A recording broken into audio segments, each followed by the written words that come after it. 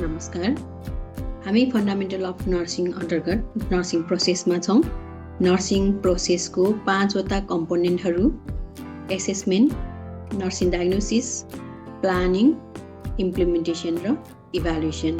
हामीले एसेसमेन्टमा जुन सब्जेक्टिभ र अब्जेक्टिभ डाटा जुन प्राइमरी र सेकेन्डरी सोर्सबाट कलेक्ट गरेर यसलाई अर्गनाइज भ्यालिडेसन गर्यौँ भने अब हामी आजको यो सेसनमा चाहिँ नर्सिङ डायग्नोसिसको बारेमा डिटेलमा कुरा गर्छौँ। जुन हाम्रो कलेक्टेड डाटा छ, भ्यालिडेट भएको डाटालाई हामीले अब एनालाइज गर्ने, जुनमा चाहिँ जुन रजिस्टर नर्स छ उसले आफ्नो clinical judgement about actual or potential health problems to help prioritize and plan केयरको लागि नर्सिङ डायग्नोसिस चाहिँ फर्मुलेट गरिन्छ। अब डिटेलमा हामी जान्छौँ नर्सिङ डायग्नोसिस।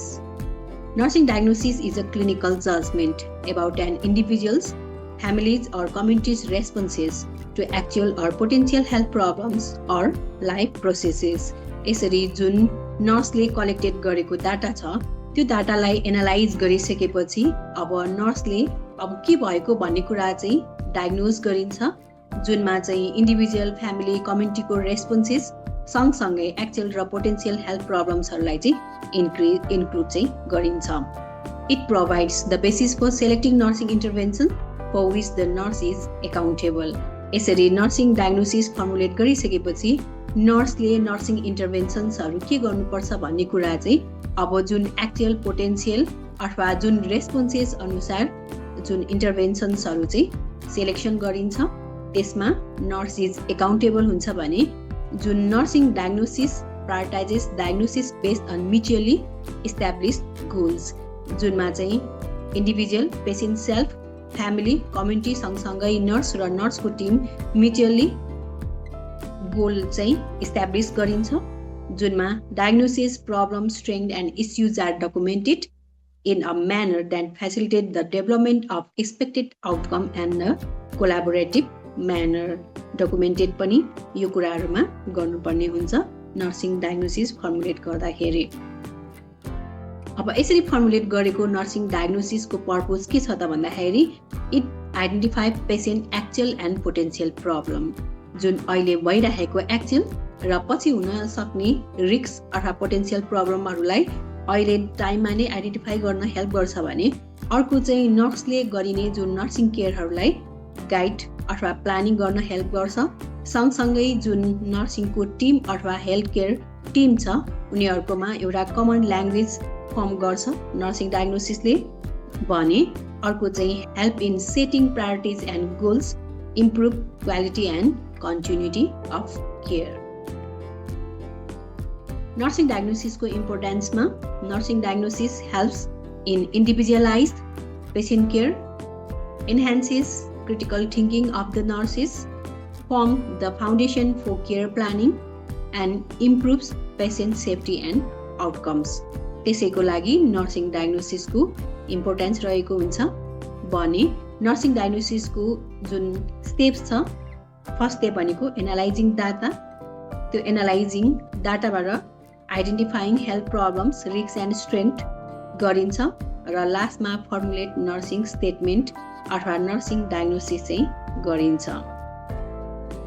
अब हामीले जुन फ्लो चार्टमा हेर्दाखेरि नर्सिङ डायग्नोसिसको फर्मुलेसनमा फर्स्टको स्टेपमा छ पेसेन्ट एसेसमेन्ट, जुनमा हामीले एसेसमेन्टमा पनि डिस्कसन गरिसक्यौँ, जुनमा सब्जेक्टिभ अब्जेक्टिभ डाटाहरू चाहिँ प्राइमरी र सेकेन्डरी सोर्सबाट डाटा कलेक्सन गरिन्छ। कलेक्टेड डाटालाई अर्गनाइज भ्यालिडेसन गरिन्छ, त्यसपछि डाटा एनालाइसिस गरिन्छ। डेटा एनालाइसिसबाट organize data compare with normal values, identify abnormal findings चाहिँ गरिन्छ। त्यसपछि जुन आएको डाटा छ त्यसलाई चाहिँ क्लस्टरिङ अफ डाटा गरिन्छ, जुन डाटाहरू कुनमा मिल्छ त्यही अनुसारको क्लस्टरिङ गरिन्छ, जुनमा group related sign and symptoms, look for patterns. त्यसपछि जुन क्लस्टरिङ अफ डाटा गरिसकेपछि अब आइडेन्टिफाई हेल्थ प्रब्लम्स, जुनमा एक्चुअल प्रब्लम्स, रिस्क प्रब्लम्स र हेल्थ प्रमोसन निड्सहरू चाहिँ आइडेन्टिफाई गरिन्छ। त्यसपछि नर्सिङ डायग्नोसिस फर्मुलेट गरिन्छ, जुनमा PES फर्मेट एप्लाई गरिन्छ। P for प्रब्लम जुन चाहिँ हाम्रो नर्सिङको नन्डाज स्तम्भ अनुसार, अर्को चाहिँ E for इटियोलोजी जुन कज, र अर्को S for sign and symptoms अथवा एभिडेन्स बेस। त्यसपछि जुन नर्सिङ डायग्नोसिस फर्मुलेट भइसकेपछि अब त्यसलाई चाहिँ भ्यालिडेट डायग्नोसिस गरिन्छ। त्यसमा check accuracy, ensure data support diagnosis and confirm with patient if possible गरेर डाटा भ्यालिडेट गरिन्छ। त्यसपछि डाटा भ्यालिडेसन भइसकेपछि अब त्यसपछि प्रायोरिटाइज नर्सिङ डायग्नोसिस जुनमा एबिसीलाई फर्स्ट प्रायोरिटी दिन्छ। अर्को त्यसपछि मास्लोज हायरार्की र पेसेन्ट्स प्रिफरेन्सलाई प्रायोरिटाइज गरेर नर्सिङ डायग्नोसिस फर्मुलेट गरिन्छ भने अब नर्सिङ डायग्नोसिस फर्मुलेट भइसकेपछि नर्सिङ डायग्नोसिसलाई डकुमेन्ट गरिन्छ जुन चाहिँ clear, correct, complete and legal professional record मानिन्छ। त्यसपछि अब छ नर्सिङ प्रोसेस अन्तर्गत data analysis. Data analysis is the process of organising, comparing and interpreting subjective and objective data to identify significant information and patient responses to health condition। जुन nursing diagnosis formulate गर्दाखेरि अब collected validate डाटालाई चाहिँ analysis गरिन्छ। त्यसबाट analysis भइसकेपछि अब जुन पेसेन्टको response अनुसार उसको अब नर्सिङ डायग्नोसिस गर्न हेल्प गर्छ। Data analysis is a key activity of the assessment phase and form the basis for nursing diagnosis. It involves systemic examination of collected data to identify patient problems, strengths and needs. अब छ steps of data analysis. Data analysis को first step मा organize the data गरिन्छ जुनमा arrange data systematically जुन चाहिँ head to toe body system or functional pattern अनुसार arrange गरिन्छ र separate subjective and objective data गरिन्छ। यसरी अर्गनाइज भएको डाटा अब कम्पेरिजन गर्छ जुन नर्मल स्ट्यान्डर्डबाट अब एबनर्मल स्ट्यान्डर्डमा कतिसम्म छ भनेर कम्पेरिजन हुन्छ, जुनमा चाहिँ compare findings with normal values, norms or baseline data, identify deviations from normal. अब थर्ड स्टेज भनेको चाहिँ आइडेन्टिफाई एबनर्मल डाटा, जुन आएको जुन डाटाहरू छ त्यसलाई चाहिँ अब नर्मल स्ट्यान्डर्डबाट कतिको डिभिएसन भएको छ भन्ने कुरा आइडेन्टिफाई गरिन्छ, जुनमा recognise sign, symptom and risk factor, note missing or incomplete data.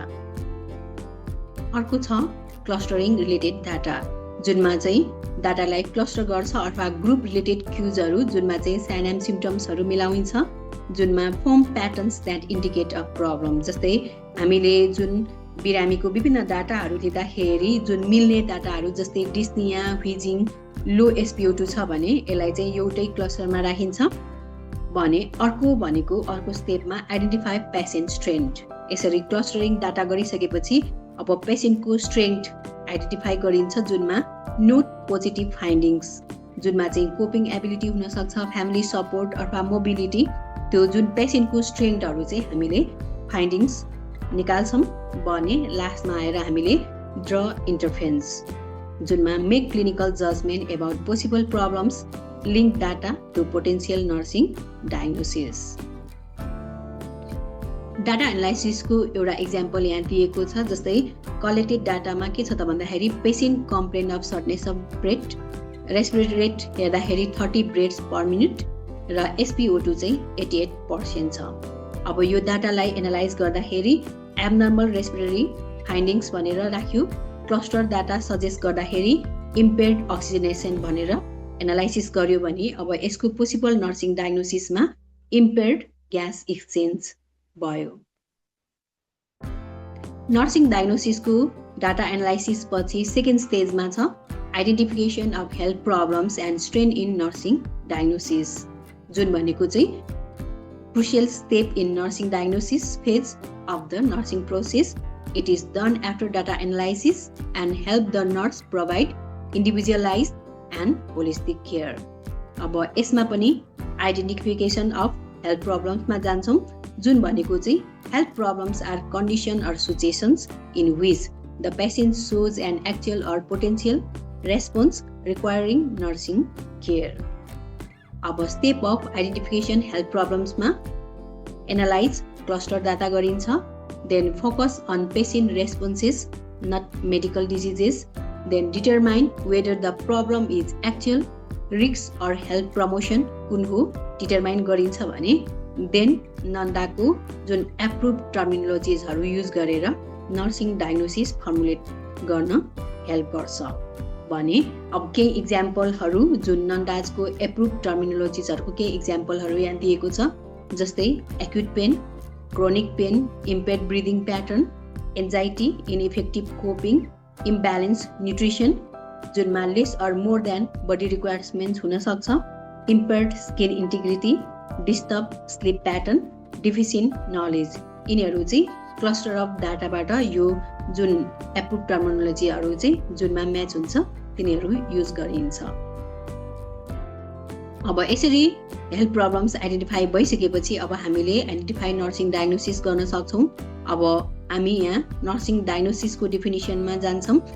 Nursing diagnosis is a clinical judgment concerning a human response to health conditions, life processes, or a vulnerability for that response by an individual, family, group, or community. Nursing diagnoses are customized to each patient and drive the development of the nursing care plan. In-depth assessment is needed before selecting the most accurate nursing diagnosis. त्यही भएर in-depth assessment चाहिँ एकदमै crucial part हो।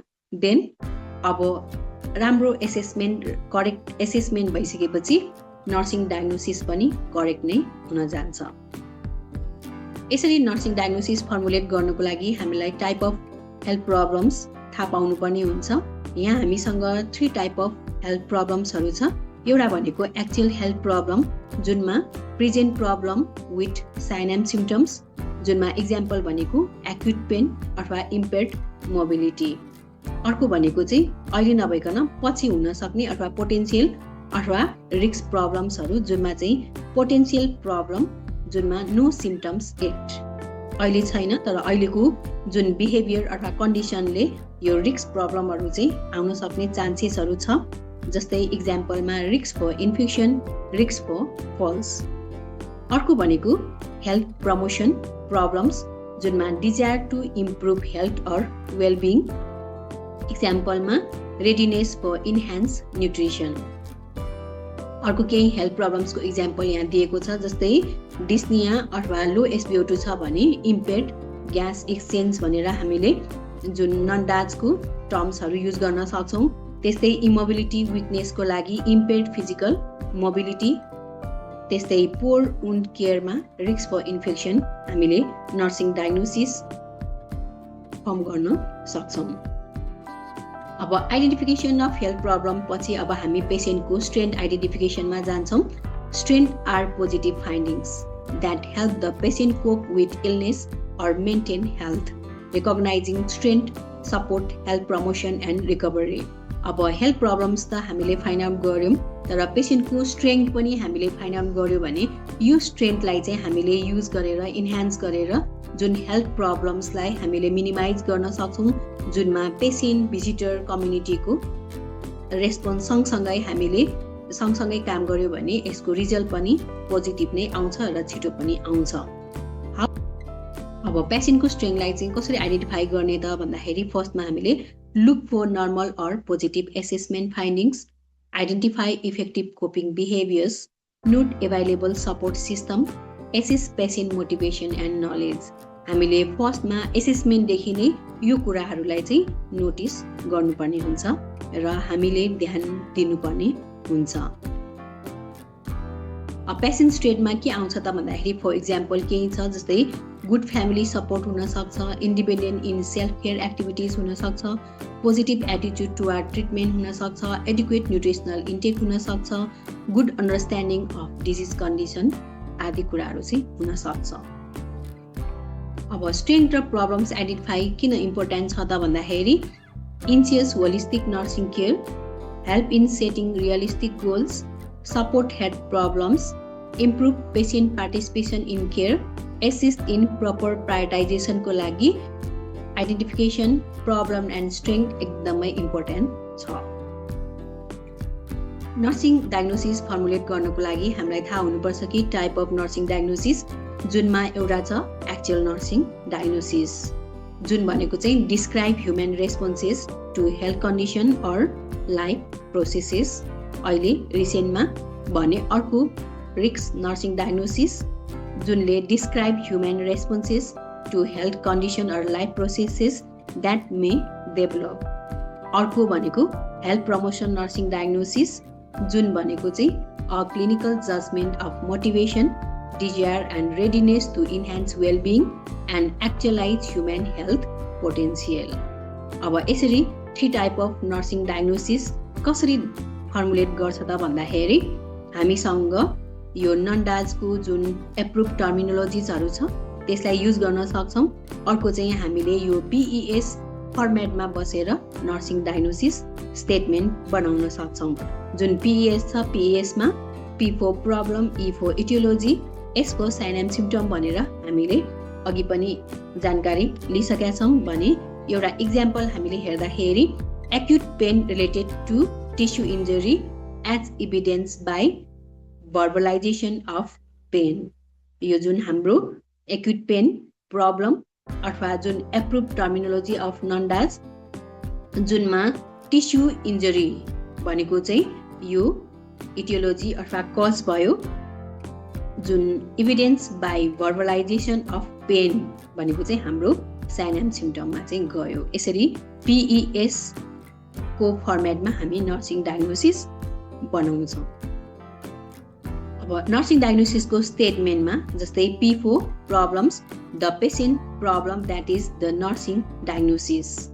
E for related factors, जुनमा चाहिँ aetiology or cause हुन सक्छ of the nursing diagnosis phrases as related to or R/T पनि लेख्न सकिन्छ। अर्को चाहिँ यसको लागि चाहिँ defining characteristics manifested by the patient that is sign and symptoms, जुनमा सब्जेक्टिभ एन्ड अब्जेक्टिभ डाटा हुन सक्छ that lead to the identification of that nursing diagnosis for the patient, जुनमा फ्रेजहरू चाहिँ as manifested by, as evidence by चाहिँ राख्न सक्छौँ।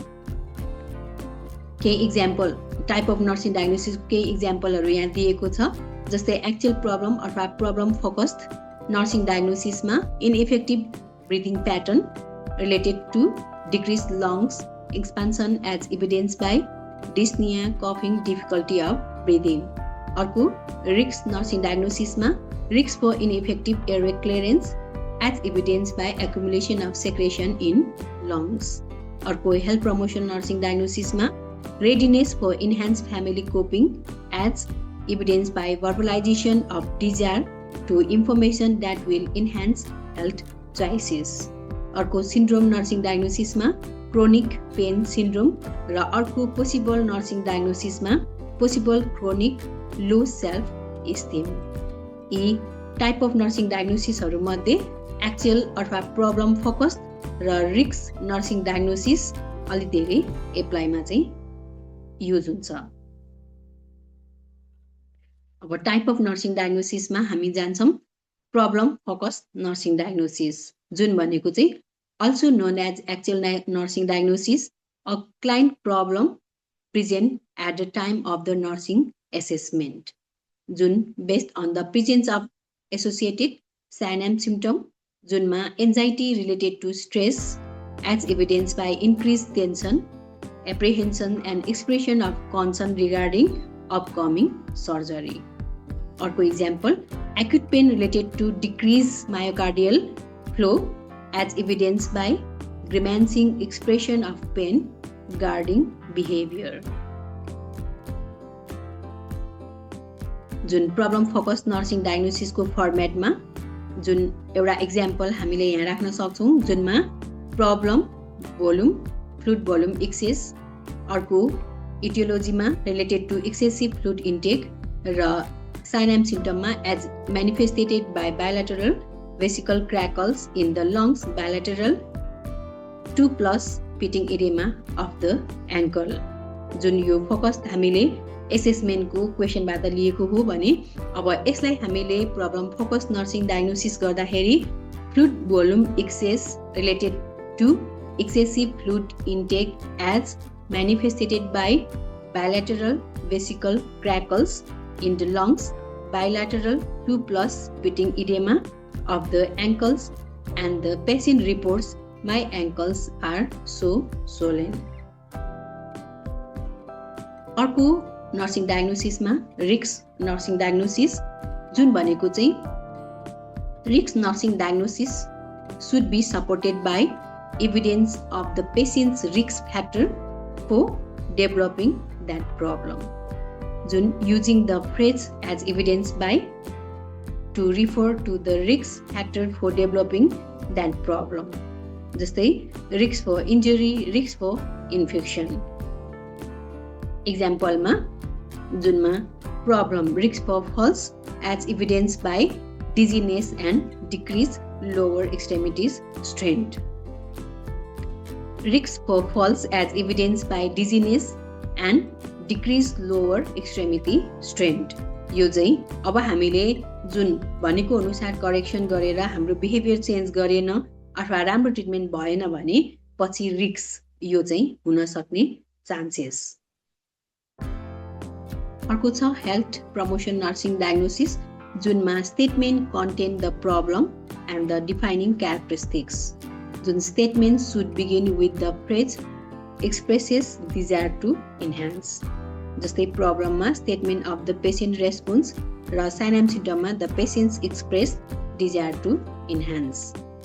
इक्जाम्पलमा readiness for enhance health management जुनमा साइन एन्ड सिम्पटममा express desire to learn more about my health so I can take better care of my self. अब यसलाई हामीले नर्सिङ डायग्नोसिसको जुन स्टेटमेन्टमा फर्मुलेट गर्दाखेरि enhance readiness for health promotion as manifested by expressed desire to learn more about my health so I can take better care of my self.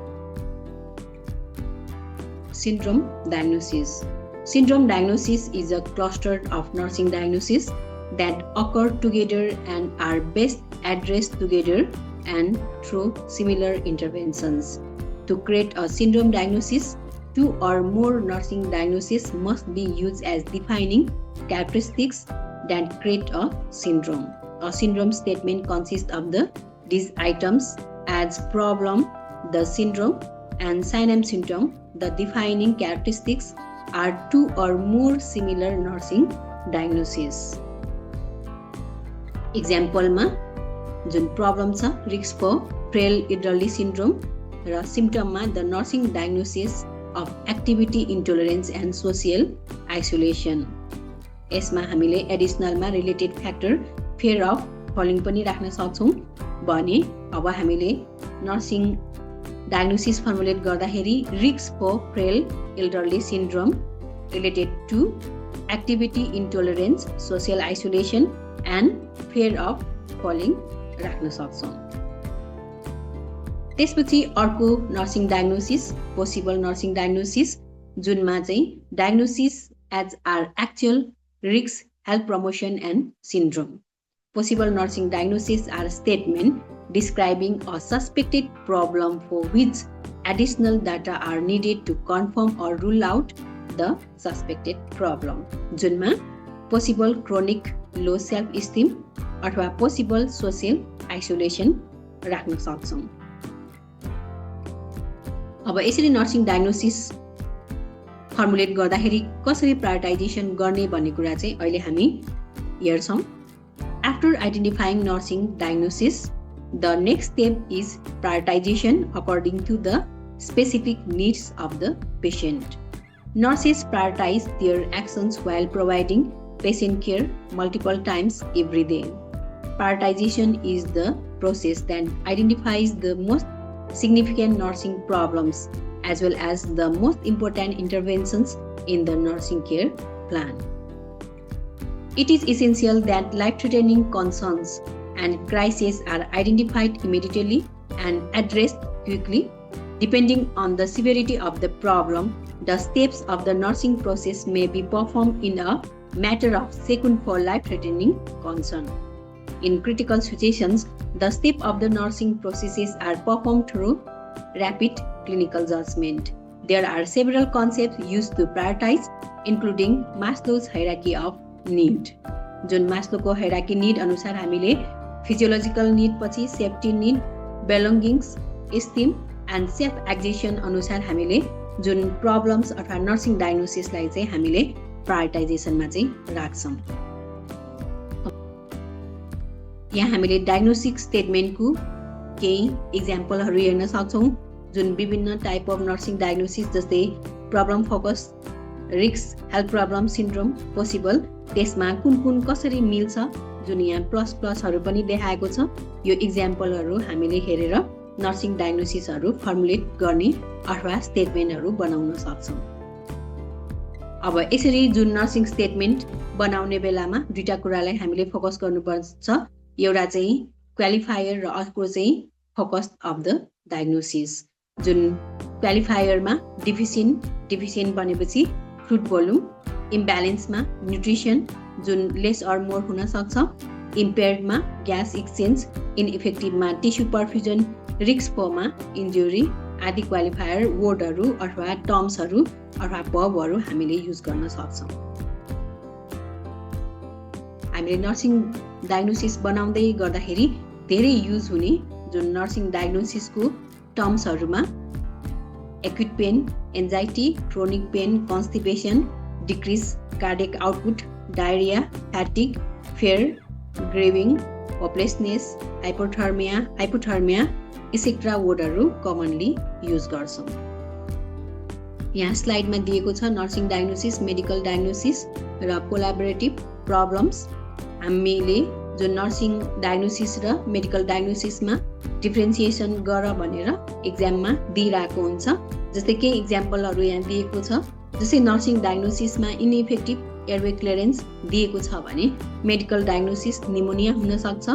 Nursing diagnosis disturb body image हुन्छ भने जुन medical डायग्नोसिसमा amputation हुन सक्छ। Nursing डायग्नोसिसमा risk for unstable blood glucose हुन्छ भने medical डायग्नोसिसमा डायबिटिज, टाइप 2 डायबिटिज मेलाइटस। अर्को नर्सिङ डायग्नोसिसमा इम्पेयर्ड युरिनरी इलिमिनेसन हुन्छ भने मेडिकल डायग्नोसिसमा चाहिँ पोस्ट प्रोस्टेक्टोमी हुन सक्छ। त्यस्तै नर्सिङ डायग्नोसिसमा सेल्फ केयर डिफिसिट र ड्रेसिङ हुन्छ भने मेडिकल डायग्नोसिसमा चाहिँ सेरेब्रोभास्कुलर एक्सिडेन्ट हुन सक्छ। कोलाबोरेटिभ प्रब्लम्सको दुईटा इक्जाम्पल पनि यहाँ दिएको छ। जस्तै potential complication of head injury, increase intracranial pressure. अर्को potential complication of myocardial infarction, congestive heart failure भनेर इक्जाम्पलमा दिएको छ। Thank you for watching my video. Please subscribe the channel.